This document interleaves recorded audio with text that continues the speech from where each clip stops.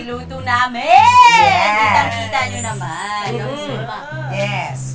Bilang supermodel kayo, turuan nyo kami paano nyo imomodel tong ulam na to. Paano i-model ang inasal? Ay, sarap.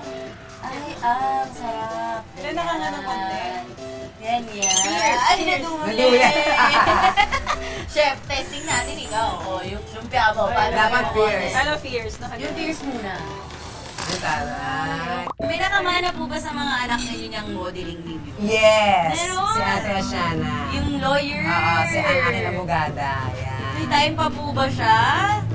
Mas priority niya yung school, pero pag may bakasyon siya, meron siyang day off, o Tumatanggap. tumatanggap siya. Alam niya yun. Wow!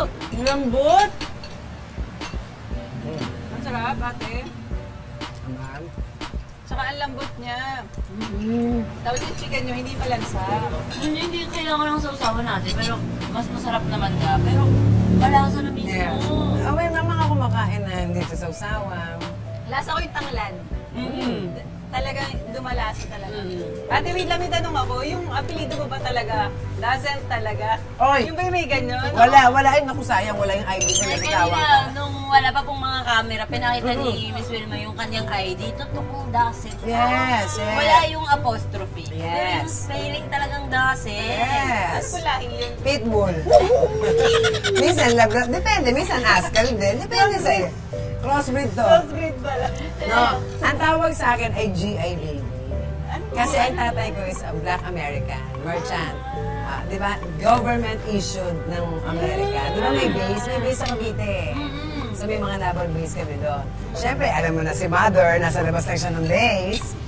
I know them, yung mga biological, but I don't grow up with them. May poster ako. Talaga? Meron akong mami at daddy ko na nag-alaga sa akin. Ano pong storya nun? Paano po kayo inampun?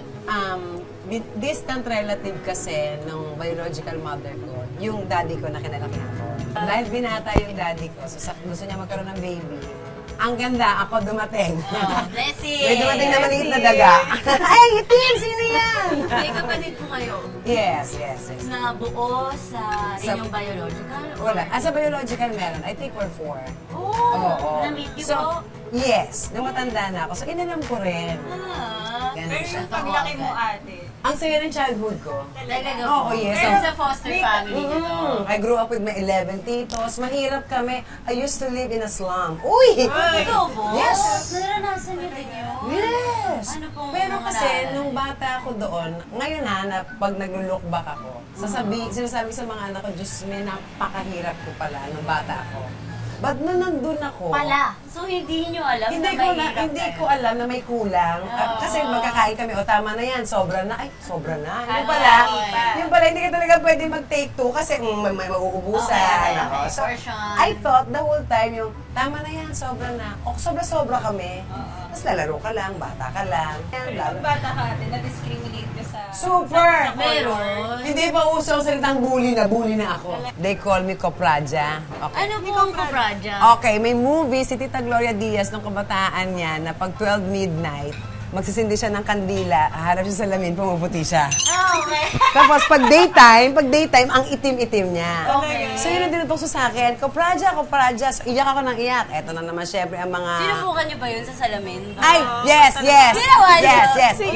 Yes! Umipek? Minura ako ng lola ko. Pag nagkasunog pa, wala pa tayong tirahan.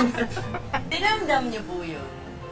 Hindi, kasi first thing pa lang, meron may nagsasabi rin sa'yo ng katotohanan na, bakit ka iiyak pag tinutusokan ko Praja na negra? Bakit hindi ba totoo? Ikaw naman, oo nga naman. Bakit nga ako oo nga naman. Totoo nga naman. Truth hurts. Truth hurts. Bata pa lang ako, alam ko na yun. Nagkaroon po mga instance na dala niyo nga, naramdaman niyo nga sa showbiz? Yes, sa yes, sa modeling. Ano po nangyari? So, nung dumating ako sa modeling industry, lahat sila nagulat. Sino yan? Ang itim-itim, ang payat pa, ang dating uno girl. Ang Nipis. nipis. Abot din sa Tapos, buhay ko. yung buhok ng kulot hanggang dito. Ganda. Ganda, Barbie! Natural po to.